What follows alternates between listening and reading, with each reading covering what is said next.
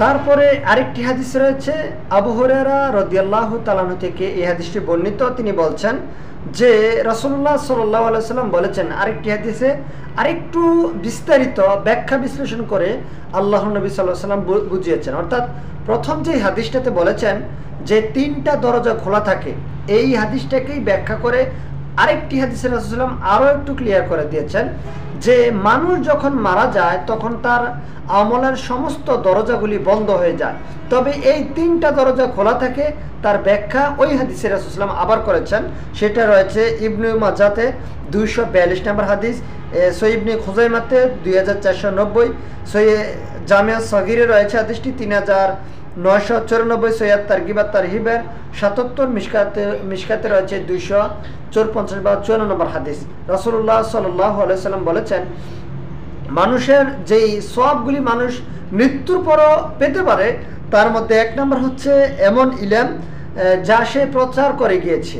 যে ইলম সে প্রচার করে গিয়েছে বা প্রচার পাচ্ছে, মানুষ তার থেকে উপকৃত পেয়ে সেই ইলম দ্বারা মানুষ একজন আরেকজনের কাছে বিতরণ করছে, এমন ইলম। অতএব এর সওয়াব ওই ব্যক্তি পেতেই থাকবে যদিও সে মৃত্যুবরণ করেছে। সুতরাং কবর থেকেও আপনি এর সওয়াব আপনি পেতে পারেন। 2 নম্বর হচ্ছে সৎ সন্তান, যে সন্তান তার জন্য দোয়া করবে। 3 নম্বর হচ্ছে যে কোরআন যা সে উত্তরাধিকারীদের জন্য রেখে গেছে। 4 নম্বর হচ্ছে মসজিদ যা সে নির্মাণ করে গেল। 5 নম্বর হচ্ছে মুসাফিরখানা, অর্থাৎ একজন পথিক পথে দিয়ে যাওয়ার সময় যেখানে বিশ্রাম নিবে এমন একটা জায়গা সে তৈরি করে গেল। 6 নম্বর হচ্ছে যে কূপ বা পুকুর অথবা খাল বিল ইত্যাদি যাই কিছু বলেন না কেন, এগুলি কোনো ঝর্ণা যা দ্বারা মানুষ উপকৃত হচ্ছে, যেই পানি দিয়ে মানুষ উপকৃত হচ্ছে। তারপরে 7 নম্বর হচ্ছে দান খয়রাত, এমন দান খয়রাত যা সে সুস্থ অবস্থায় করে গিয়েছিল। এই 7টি রাস্তা রাসূলুল্লাহ সাল্লাল্লাহু আলাইহি ওয়াসাল্লাম এই হাদিসে উল্লেখ করেছেন।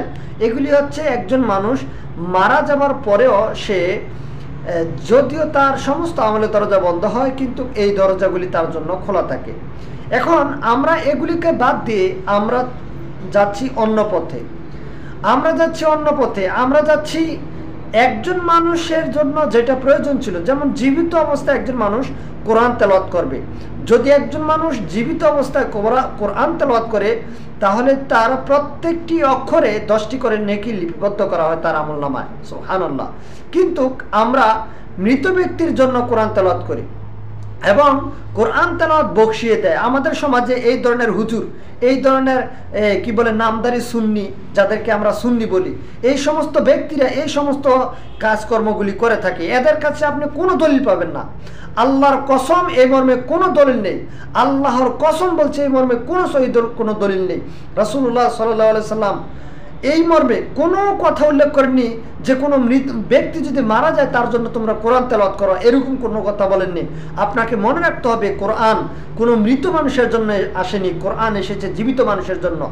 জীবিত ব্যক্তির জন্য কোরআন এসেছে। এই কোরআন আপনি পাঠ করবেন, এই কোরআন আপনি তেলাওয়াত করবেন, এই কোরআন নিয়ে আপনি চিন্তা গবেষণা করবেন, এই কোরআন নিয়ে আপনি আফালা ইয়াতাদাব্বারুনাল কোরআন, আল্লাহ তাআলা বলছেন এই কোরআন নিয়ে গবেষণা করার জন্য, চিন্তা চেতনা করার জন্য, এই কোরআনকে তেলাওয়াত করার জন্য, এই কোরআনকে বোঝার জন্য, এই কোরআনকে নিয়ে মানুষ কে কি বলছে এটাকে নিয়ে তদন্ত করার জন্য হচ্ছে এই কোরআন।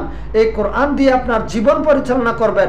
এই কোরআন দিয়ে আপনি ব্যক্তি এবং পারিবারিক এবং সামাজিক এবং রাষ্ট্রীয়ভাবে যা কিছু হচ্ছে হবে এই বিষয়ে এই কোরআন সমাধান দেবে।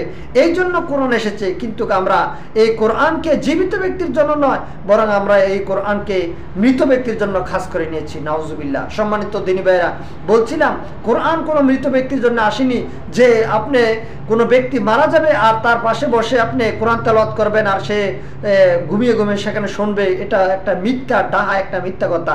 রাসূলুল্লাহ সাল্লাল্লাহু আলাইহি ওয়াসাল্লাম এই ধরনের কথা বলেননি। তবে মৃত কোনো ব্যক্তি যদি মারা যায় তার কানের কাছে সূরা ইয়াসিন পাঠ করার জন্য হাদিস রয়েছে, তবে এই হাদিসটি রাসূলের পক্ষ থেকে কোনো হাদিস নয়, এগুলি জাল জয়ীফ হাদিস। এই মর্মে কোনো সহি কোনো রাসূল ইসলামের কোনো বর্ণনা নেই। অতএব সুস্পষ্ট কথা হচ্ছে কোরআন এসেছে জীবিত ব্যক্তির জন্য, মৃত ব্যক্তির জন্য কোরআন আসেনি। অতএব আপনাকে বুঝতে হবে যেই সমস্ত ভাইয়েরা, যেই সমস্ত ব্যক্তিরা এই কোরআনকে মৃত ব্যক্তির জন্য খাস করে নিয়েছে, এরা জুলুম করেছে, এই মৃত ব্যক্তির উপরেও জুলুম করেছে, এরা নিজের নফসের উপরেও জুলুম করেছে। আপনাকে এই বিষয়টা সুস্পষ্টভাবে খেয়াল রাখতে হবে।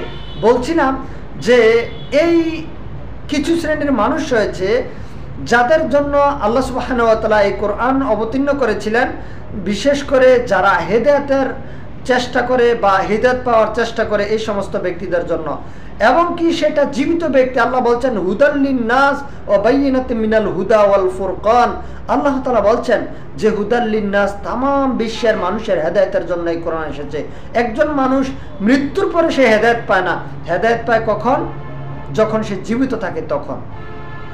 আল্লাহ বলছেন হুদাল লিন্নাস ওয়া বাইয়িনাতিন মিনাল হুদা ওয়াল ফুরকান। এটা হচ্ছে যে হেদায়েতের একটি কিতাব, এর থেকে তোমরা হেদায়েত প্রাপ্ত হবে। এটা হচ্ছে সত্য মিথ্যার পার্থক্যকারী, এটা হচ্ছে সত্য মিথ্যার পার্থক্যের মানদণ্ড। এই কোরআন হচ্ছে মানুষের জন্য, এই কোরআন এসেছে জীবিত মানুষের জন্য, মৃত মানুষকে শোনানোর জন্য এই কোরআন আসেনি। সুতরাং এই কোরআন যদি আপনি কোনো ব্যক্তিকে শুনিয়ে যান, কোনো ব্যক্তিকে শুনিয়ে যান, সেই ব্যক্তি যদি এই কোরআন থেকে উপকৃত হয়, এই কোরআন দিয়ে যদি আপনি তালিম করে যান, সে যদি এ থেকে হেদায়েত প্রাপ্ত হয়, এই কোরআন যদি কোনো জীবিত ব্যক্তিকে আপনি দিয়ে যান, তারা যদি এই কোরআন তেলাওয়াত করতেই থাকে, তাহলে তা থেকে কি হবে? আপনার মৃত্যুর পরেও তারা এর আমল করে যে সওয়াব অর্জন করতেছে তার সমপরিমাণ সওয়াব আপনার আমলনামায় লিপিবদ্ধ করা হবে। সুবহানাল্লাহ। তাহলে যেটা সহজ সেটাকে আমরা কঠিন করে নিয়েছি, আর যেটার আদেশ নেই, যেটার কোনো দলিল নেই, সেটাকেই আমরা গ্রহণ করে নিয়েছি। নাউজুবিল্লাহ। সম্মানিত দিনী ভাইরা, আসুন আমরা এই বিষয়গুলি বোঝার চেষ্টা করি এবং এই ব্যাপারে আমরা সতর্ক হয়ে যাই। আল্লাহ সুবহানাহু ওয়া তাআলা আমাদেরকে এই কোরআন যে উদ্দেশ্য করে এই কোরআন নাজিল করেছেন, সেই উদ্দেশ্যের জন্য আমরা পূরণ করতে পারি। আল্লাহ তাআলা আমাদেরকে সেই তৌফিক দান করুন। আমিন।